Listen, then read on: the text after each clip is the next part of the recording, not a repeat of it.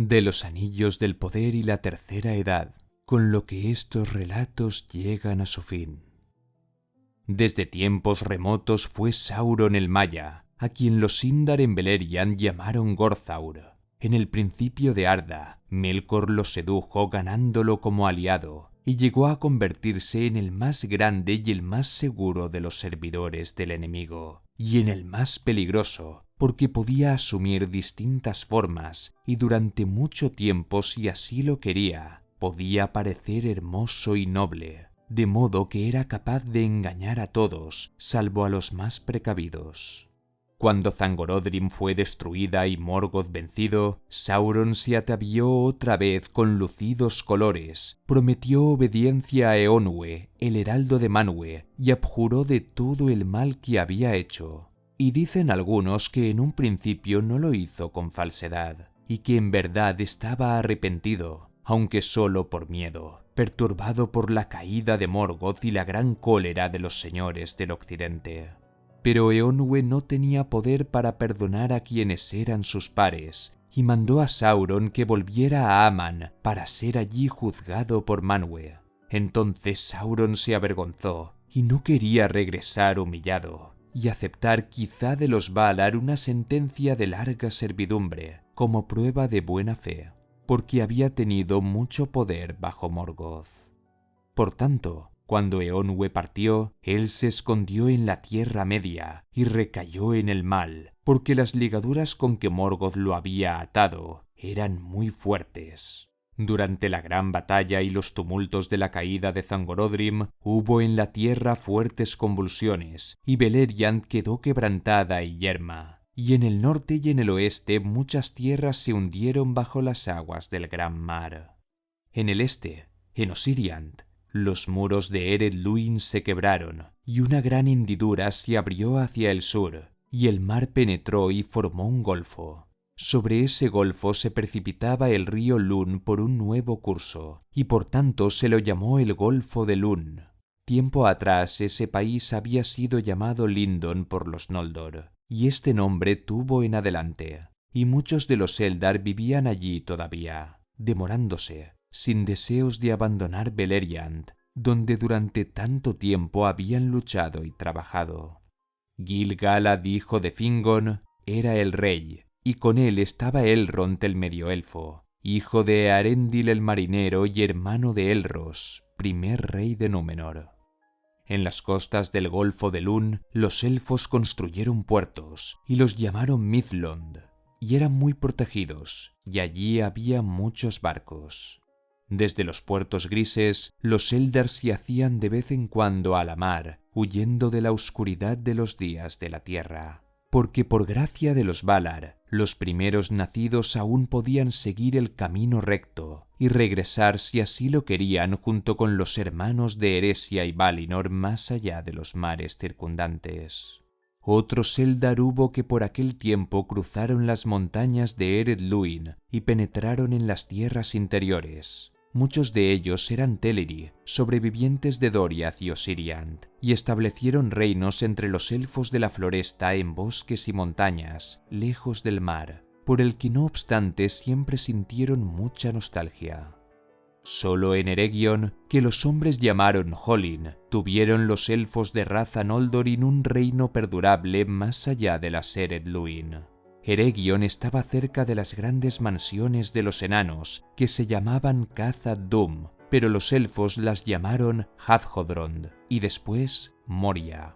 Desde Ost-in-Edil, la ciudad de los elfos, la ruta iba hacia el portal occidental de Khazad-dûm, porque hubo amistad entre elfos y enanos, tal como no se conoció otra igual, para enriquecimiento de ambos pueblos. En Eregion, los artífices de los Waith y Myrdain, el pueblo de los orfebres, sobrepasaban en habilidad a todos cuantos hubiera habido, excepto a Fëanor. Y en verdad el más hábil era Celebrimbor, hijo de Curufin, que se separó de su padre y se quedó en Nargothrond cuando Celegorm y Curufin fueron expulsados, como se narra en el cuenta Silmarillion. En otros lugares de la Tierra Media hubo paz por muchos años. No obstante, las tierras eran casi todas salvajes y desoladas, salvo el sitio al que llegó el pueblo de Beleriand. Numerosos elfos moraron allí, por cierto, como habían morado durante incontables años, errando libremente por las vastas tierras lejos del mar. Pero eran Avari, que conocían los hechos de Beleriand solo como rumores, y Valinor solo como un nombre distante. Y en el sur y en el este lejano los hombres se multiplicaron, y la mayor parte de ellos se inclinó al mal, pues Sauron trabajaba ahora. Al ver la desolación del mundo, Sauron se dijo que los Valar, después de haber derrocado a Morgoth, habían olvidado otra vez la Tierra Media, y su orgullo creció deprisa. Miraba con odio a los Eldar, y temía a los hombres de Númenor que volvían a veces en sus barcos a las costas de la Tierra Media. Pero por mucho tiempo disimuló sus pensamientos y ocultó los oscuros designios que estaba tramando. De todos los pueblos de la tierra, el más fácil de gobernar le pareció el de los hombres, pero durante mucho tiempo trató de persuadir a los elfos para que los sirviesen, pues sabía que los primeros nacidos eran los que tenían mayor poder, y fue de un lado a otro entre ellos, y tenía el aspecto de alguien que es a la vez hermoso y sabio. Solo a Lindon no fue, porque Gil-galad y Elrond dudaban de él y de su hermoso aspecto, y aunque no sabían bien quién era, no quisieron admitirlo en el país. Pero en otros sitios los elfos lo recibieron de buen grado, y pocos de entre ellos escucharon a los mensajeros que llegaban de Lindon y les aconsejaban precaución, porque Sauron se dio a sí mismo el nombre de Anatar, el Señor de los Dones, y ellos recibieron en un principio múltiples beneficios de su amistad. Y él les decía: «Ay de la debilidad de los grandes, porque poderoso rey es Gil-galad, y sabio en toda ciencia es el joven Elrond, y no obstante no me ayudan en mis trabajos. ¿Es posible que no quieran ver que otras tierras sean tan benditas como las suyas? Pero ¿por qué la Tierra Media ha de seguir siendo desolada y oscura cuando los elfos podrían volverla tan hermosa como Eresia? Más aún, como Valinor. Y como no habéis vuelto allí como podríais haberlo hecho, veo que amáis a la Tierra Media como yo la amo. ¿No es pues nuestra misión trabajar juntos para enriquecerla y para elevar a todos los linajes élficos que yerran aquí ignorantes a esa cima de poder y conocimiento a que han llegado los de más allá del mar? Era en Eregion donde los consejos de Sauron se recibían con mayor complacencia, porque en esa tierra los Noldor deseaban acrecentar cada vez más la ingeniosidad y la sutileza de sus obras. Además, no tenían paz en el corazón desde que se negaran a volver al occidente, y a la vez querían permanecer en la Tierra Media, a la que amaban en verdad, y gozar de la beatitud de los que habían partido. Por tanto, escucharon a Sauron y aprendieron de él muchas cosas, pues tenía grandes conocimientos. En aquellos días los herreros de Ostin-Edil superaron todo cuanto habían hecho antes, y al cabo de un tiempo hicieron los anillos del poder. Pero Sauron guiaba estos trabajos y estaba enterado de todo cuanto hacían, porque lo que deseaba era someter a los elfos y tenerlos bajo vigilancia. Ahora bien, los elfos hicieron muchos anillos, pero Sauron hizo en secreto un anillo único para gobernar a todos los otros, cuyos poderes estarían atados a él, sujetos por completo a él, y durarían mientras él durase. Y gran parte de la fuerza y la voluntad de Sauron pasó a ese anillo único, porque el poder de los anillos élficos era muy grande, y el del que habría de gobernarlos tendría por fuerza que ser aún más poderoso. Y Sauron lo forjó en la montaña de fuego en la Tierra de la Sombra, y mientras llevaba el anillo único, era capaz de ver todo lo que se hacía por medio de los anillos menores, y podía leer y gobernar los pensamientos mismos de quienes los llevaban. Pero no era tan fácil atrapar a los elfos. No bien Sauron se puso el anillo único en el dedo, se dieron cuenta y supieron quién era, y que quería adueñarse de todos ellos y de todo cuanto hiciesen.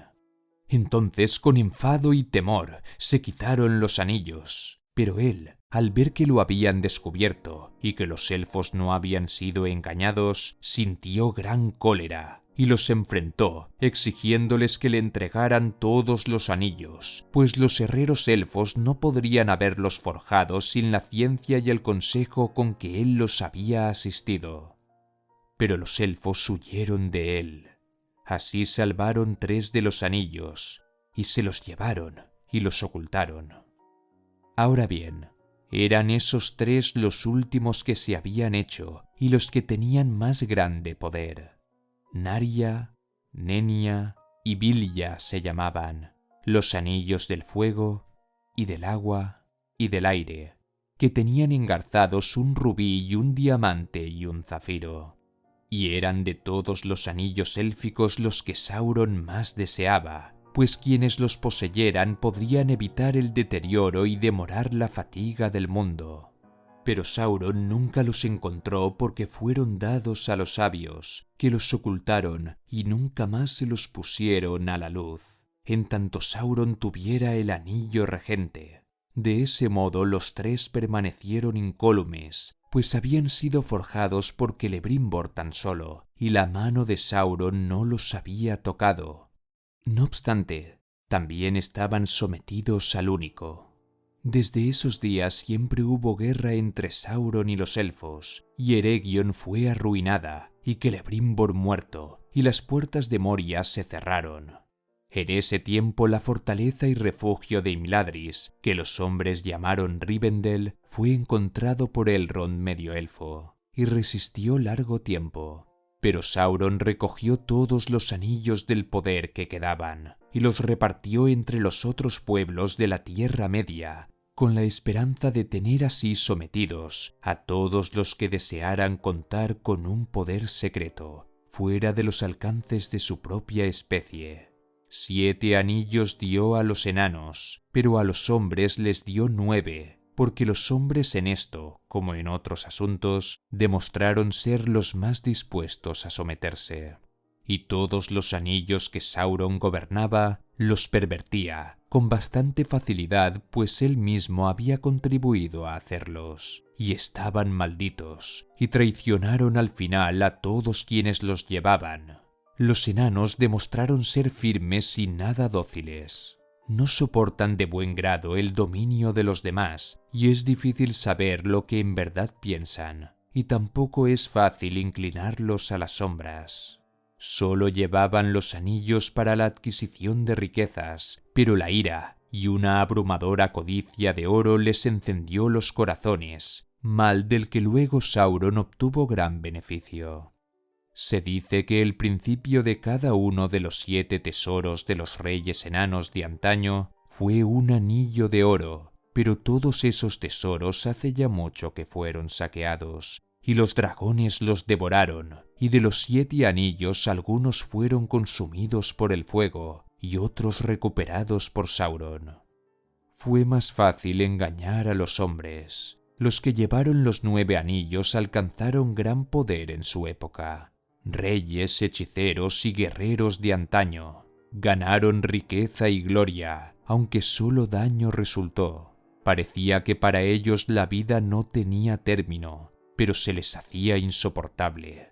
Podían andar si así lo querían, sin que nadie de este mundo bajo el sol llegara a descubrirlos, y podían ver cosas en mundos invisibles para los hombres mortales. Pero con no poca frecuencia veían solo los fantasmas y las ilusiones que Sauron les imponía, y tarde o temprano, de acuerdo con la fortaleza original de cada uno y con la buena o mala voluntad que habían tenido desde un principio, iban cayendo bajo el dominio del anillo que llevaban, y bajo la servidumbre del Único, que era propiedad de Sauron. Y se volvieron para siempre invisibles, salvo para el que llevaba el anillo regente, y entraron en el reino de las sombras. Eran ellos los Nazgûl, los espectros del anillo, los más terribles servidores del enemigo. La oscuridad andaba con ellos, y clamaban con las voces de la muerte. Ahora bien, la codicia y el orgullo de Sauron crecieron hasta que no tuvieron límites y decidió convertirse en el amo de todas las cosas de la Tierra Media y destruir a los elfos y maquinar si le era posible el derrumbe de Númenor.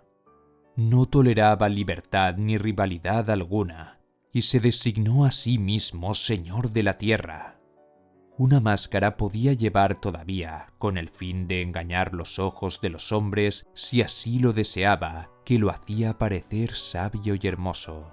Pero prefería dominar por la fuerza y el miedo si se lo permitían, y los que advirtieron cómo su sombra se extendía sobre el mundo, lo llamaron el Señor Oscuro y le dieron el nombre de enemigo. Y Sauron dominó otra vez a todas las criaturas malignas de los días de Morgoth que aún quedaban sobre la tierra o debajo de ella, y los orcos le obedecían y se multiplicaron como moscas. Así empezaron los años oscuros, que los elfos llaman los días de la huida. En ese tiempo muchos elfos de la Tierra Media huyeron a Lindon y desde allí se fueron por el mar para no volver más. Y muchos fueron destruidos por Sauron y sus servidores. Pero en Lindon, Gil-galad se mantenía firme, y Sauron no se atrevía aún a cruzar las montañas de Ered Luin y atacar los puertos, y Gil-galad recibía ayuda de los Númenóreanos. En todo otro sitio reinaba Sauron, y los que querían librarse de él se refugiaban en la fortaleza de bosques y montañas, y el miedo los perseguía de continuo.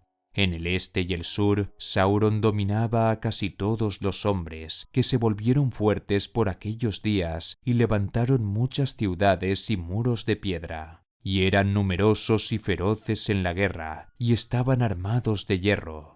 Para ellos Sauron era rey y dios, y le tenían mucho miedo, porque él ponía a su casa un cerco de llamas. No obstante, la arremetida de Sauron contra las tierras del oeste conoció por fin un impedimento, porque como se cuenta en la Akálabeth, fue desafiado por el poder de Númenor. Tan grandes eran el poderío y el esplendor de los númenóreanos en el mediodía del reino que los sirvientes de Sauron no podían resistírseles, y con la esperanza de ganar por la astucia lo que no podía ganar por la fuerza, abandonó un tiempo la Tierra Media y fue a Númenor como rehén de Tar-Kalion el rey. Y allí habitó, hasta que por fin corrompió mediante argucias los corazones de la mayor parte del pueblo, y los hizo librar una guerra contra los Valar. Y así maquinó la ruina que durante tanto tiempo había deseado. Pero esa ruina fue más terrible de lo previsto por Sauron, porque había olvidado el poder de los señores del occidente cuando montaban en cólera. El mundo fue destruido y tragada la tierra, y los mares se alzaron, y el mismo Sauron se hundió en el abismo. Pero luego su espíritu subió y volvió volando a la Tierra Media, como un viento negro en busca de morada. Allí descubrió que el poder de Gil-galad había crecido en los años de ausencia, y se había extendido ahora por vastas regiones del norte y del oeste, y llegaba más allá de las montañas nubladas y el gran río, aun hasta los bordes del gran bosque verde, y se acercaba a los sitios en los que otrora se había sentido seguro. Entonces Sauron se retiró a la fortaleza en la Tierra Negra y pensó en la guerra. En aquel tiempo los númenóreanos que se salvaron de la destrucción huyeron hacia el este, como se cuenta en la Akálabeth. Los principales de ellos eran Elendil el Alto y sus hijos, Isildur y Anarion. Aunque parientes del rey, como descendientes de Elros, no quisieron escuchar a Sauron y se habían negado a combatir contra los señores del oeste. Tripulando los barcos con todos los que se habían mantenido fieles, abandonaron la tierra de Númenor antes de que la ganara la ruina. Eran hombres poderosos y las naves resistentes y altas, pero las tempestades los alcanzaron y unas montañas de agua los levantaron hasta las mismas nubes y descendieron sobre la Tierra Media como pájaros de tormenta. Elendil fue arrojado por las olas a la tierra de Lindon y tuvo la amistad de Gil-galad. Desde allí cruzó el río Lun y más allá de Ered Luin estableció el reino, y el pueblo habitó en distintos lugares de Eriador en torno a los cursos del Lun y el Baranduin. Pero la ciudad principal se encontraba en Anúminas, junto a las aguas del lago Nenuyal. En Fornost, en los bajos septentrionales, también vivían los Númenóreanos, y en Cardolan, y en las colinas de Rudaur, y levantaron torres sobre Emin-Beraid y sobre Amon-Sul, y en esos sitios quedan muchos montículos y obras en ruinas, pero las torres de Emin-Beraid todavía miran al mar. Isildur y Anarion fueron transportados hacia el sur, y por último navegaron río arriba por el gran Anduin, que fluye desde Robanion hacia el mar occidental y desemboca en la bahía de Belfalas, y establecieron un reino en esas tierras que se llamaron después Gondor, mientras que el reino septentrional se llamó Arnor. Mucho antes, en los días de poder, los marineros de Númenor habían establecido un puerto y fortalezas a los lados de las desembocaduras del Anduin, a pesar de que la Tierra Negra de Sauron no estaba lejos hacia el este. En días posteriores, solo llegaban a ese puerto los fieles de Númenor, y por tanto muchos de los habitantes de las costas de esa región eran parientes directos o indirectos de los amigos de los elfos y del pueblo de Elendil, y dieron la bienvenida a sus hijos.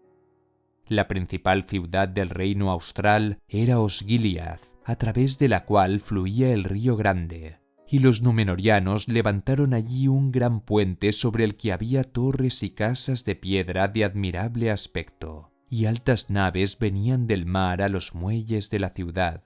Otras fortalezas construyeron también sobre ambas márgenes: Minas Ithil, la torre de la luna naciente, al este, sobre un risco de las montañas de la sombra, como amenaza a Mordor, y hacia el oeste, Minas Anor, la torre del sol poniente, al pie del monte Mindolluin, como escudo contra los hombres salvajes de los valles. En Minas Ithil se alzaba la casa de Isildur, y en Minas Anor la casa de Anarion, pero compartían entre ambos el reino, y sus tronos estaban juntos en el gran recinto de Osgiliath. Esas eran las principales moradas de los númenorianos en Gondor, pero otras obras maravillosas y fuertes construyeron en la tierra durante los días de poder, en las Argonath, y en Aglarond, y en Erech, y en el círculo de Angrenost, que los hombres llamaron Isengard. Levantaron el pináculo de Orthanc de piedra inquebrantable. Muchos tesoros y reliquias de gran virtud y maravilla trajeron los exiliados de Númenor, y de estos los más renombrados eran las 7 piedras y el árbol blanco. El árbol blanco había nacido de un fruto de Nimloth el Bello, que crecía en los patios del rey de Arménelos, en Númenor, antes de que Sauron lo abrasara. Y Nimloth, a su vez, descendía del árbol de Tirion, que parecía una imagen del mayor de los árboles, el blanco Telperion, que hizo crecer Yavanna en la tierra de los Valar. El árbol, recuerdo de los Eldar y de la luz de Valinor, se plantó en Minas Ithil ante la casa de Isildur, pues él había sido quien salvara el fruto de la destrucción. Pero las piedras se dividieron. 3 tomó Elendil, y 2 cada uno de sus hijos. Las de Elendil fueron guardadas en torres sobre Emin-Beraid y sobre Amon-Sul, y en la ciudad de Anúminas. Pero las de los hijos estaban en Minas Ithil y Minas Anor, y en Orthanc y en Osgiliath. Ahora bien, estas piedras tenían una virtud. Quien las mirara vería en ellas la imagen de cosas distantes, fuera en el espacio o en el tiempo. Casi siempre revelaban solo cosas afines a otra piedra emparentada, porque las piedras se llamaban entre sí, pero quienes eran fuertes de voluntad y de mente podían aprender a mirar a donde quisieran. De este modo los númenorianos llegaban a conocer muchas cosas que el enemigo pretendía ocultar, y poco escapó a esta vigilancia durante el tiempo en que tuvieron gran poder. Se dice que las torres de Eminberaid no fueron construidas en verdad por los exiliados de Númenor, sino que las levantó Gil-galad para su amigo Elendil, y la piedra vidente de Eminberaid estaba guardada en el Ostirion, la más alta de las torres. Allí se recuperaba Elendil, y desde allí solía contemplar los mares que separaban las tierras cuando lo asaltaba la nostalgia del exilio. Y se cree que de este modo a veces alcanzaba a ver la torre de Avalones sobre Eresia, donde el maestro de la piedra habitaba y habita todavía. Estas piedras eran un regalo de los Eldar a Amandil, padre de Elendil, para consuelo de los fieles de Númenor en los días de oscuridad, cuando los elfos no podían ir ya a esa tierra bajo la sombra de Sauron. Se llamaban las Palantiri, las que vigilan desde lejos, pero todas las que habían sido llevadas a la Tierra Media hacía ya mucho que estaban perdidas. De este modo los exiliados de Númenor establecieron sus reinos en Arnor y en Gondor, pero antes de que hubieran transcurrido muchos años, se hizo evidente que el enemigo, Sauron, también había regresado. Había venido en secreto, como se dijo, a su viejo reino de Mordor, más allá de Efelduath, las montañas de la sombra, y ese país limitaba con Gondor al este. Allí, sobre el valle de Gorgoroth, se levantó su fortaleza, vasta y resistente, Barad-dûr, la Torre Oscura, y había una montaña llameante en esa tierra que los elfos llamaban Orodruin. En verdad, por esa razón Sauron había instalado allí su morada desde hacía mucho tiempo, porque el fuego que emanaba allí desde el corazón de la tierra lo utilizaba para brujerías y forjas, y en medio de la tierra de Mordor había hecho el anillo regente. Allí meditó en la oscuridad hasta que se hubo dado a sí mismo una forma nueva, ya que había perdido para siempre el hermoso semblante cuando fuera arrojado al abismo en el hundimiento de Númenor. Tomó otra vez el gran anillo y se hizo más poderoso, y poco había aun entre los grandes de los elfos y de los hombres que pudieran soportar la mirada de Sauron. Ahora bien, Sauron preparaba la guerra contra los Eldar y los hombres de Osternese, y los fuegos de la montaña despertaron otra vez. Fue así que al ver el humo de Orodruin desde lejos y entender que Sauron había regresado, los númenorianos le pusieron a la montaña un nuevo nombre, Amon-Amarth, el Monte del Destino. Y Sauron reunió una gran fuerza de servidores venidos del este y del sur, y entre ellos no pocos eran de la raza de Númenor, porque en los días de la estadía de Sauron en esa tierra, el corazón de casi todo ese pueblo se volcó a la oscuridad. Así ocurría que muchos de los que navegaron hacia el este en ese tiempo y levantaron fortalezas y viviendas en las costas, estaban ya sometidos a la voluntad de Sauron y los servían de buen grado en la Tierra Media. Pero por causa del poder de Gil-galad, estos renegados señores, a la vez poderosos y malignos, moraron casi todos lejos al sur. Dos había, sin embargo, Herumor y Fuinur, que crecieron en poder entre los Haradrim, un pueblo grande y cruel que habitó en las amplias tierras al sur de Mordor, más allá de las desembocaduras del Anduin. Por lo tanto, cuando Sauron vio la oportunidad, avanzó con una gran fuerza contra el nuevo reino de Gondor, y tomó Minas Ithil, y destruyó el árbol blanco de Isildur que allí crecía. Pero Isildur escapó, y llevando consigo un vástago del árbol, fue por barco río abajo, con su esposa y sus hijos, y navegaron desde las desembocaduras del Anduin en busca de Elendil. Entretanto, Anarion resistió en Osgiliath contra el enemigo y lo rechazó hacia las montañas. Pero Sauron volvió a reunir sus fuerzas y Anarion supo que al menos que le llegara ayuda, el reino no podría resistir mucho tiempo. Ahora bien, Elendil y Gil-galad buscaron mutuo consejo, porque percibían que Sauron se volvería demasiado fuerte y que vencería a todos sus enemigos uno por uno, si no se unían todos contra él. De este modo se hizo la liga que se llamó la Última Alianza, y marcharon hacia el este a la Tierra Media, reuniendo una gran hueste de elfos y de hombres, e hicieron alto por un tiempo en Imladris. Se dice que el ejército allí reunido era más gallardo y más espléndido en armas que ningún otro visto desde entonces en la Tierra Media, y el más numeroso desde que el ejército de los Valar avanzara sobre Zangorodrim.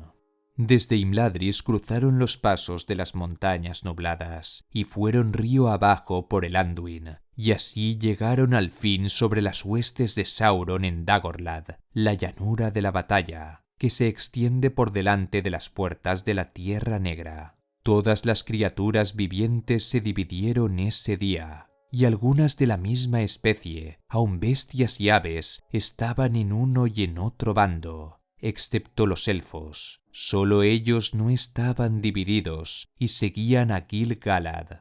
De los enanos pocos eran los que luchaban también en los dos bandos, pero el clan de Durin de Moria luchaba contra Sauron. El ejército de Gil-galad y Elendil obtuvo la victoria, porque el poder de los elfos era grande todavía en ese entonces, y los númenóreanos eran fuertes y altos y terribles en la cólera. A Aeglos, la espada de Gil-galad, nadie podía resistirse, y la espada de Elendil estremecía de miedo a orcos y hombres, porque resplandecía a la luz del sol y de la luna, y se llamaba Narsil. Entonces Gil-galad y Elendil entraron en Mordor y rodearon la fortaleza de Sauron, y la sitiaron durante 7 años, y sufrieron dolorosas pérdidas por el fuego, los dardos y las saetas del enemigo, y Sauron se resistía acosándolos. Allí, en el valle de Gorgoroth, Anarion, hijo de Elendil, fue muerto, y también otros muchos. Pero por último el sitio fue tan riguroso que el mismo Sauron salió y luchó con Gil-galad y Elendil, y los mató a ambos, y cuando Elendil cayó, la espada se le quebró bajo el cuerpo. Pero Sauron también fue derribado, y con la empuñadura desprendida de Narsil, Isildur cortó el anillo de la mano de Sauron, y lo tomó.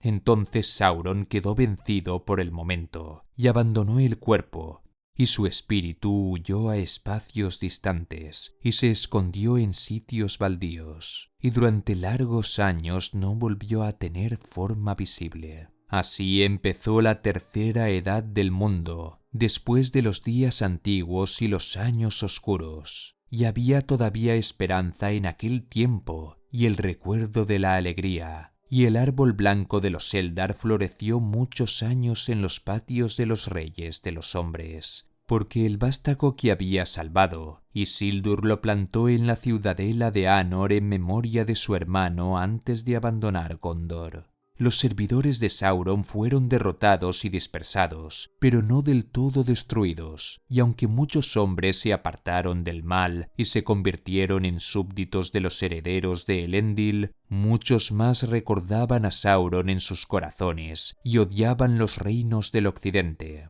La Torre Oscura fue derrumbada, pero sus cimientos perduraron y no se olvidó. Los númenóreanos montaron guardia, por cierto, junto a la tierra de Mordor, pero nadie se atrevió a morar allí por causa del terror del recuerdo de Sauron y de la montaña de fuego que se levantaba cerca de Barad-dûr, y las cenizas cubrían el valle de Gorgoroth. Muchos de los elfos y muchos de los númenóreanos y de los hombres que eran aliados habían perecido en la batalla y en el sitio. Y Elendil el Alto y Gil-galad el Rey Supremo ya no existían. Nunca otra vez se reunió un ejército semejante, ni hubo alianza semejante entre elfos y hombres, porque después de los días de Elendil, ambos linajes se separaron.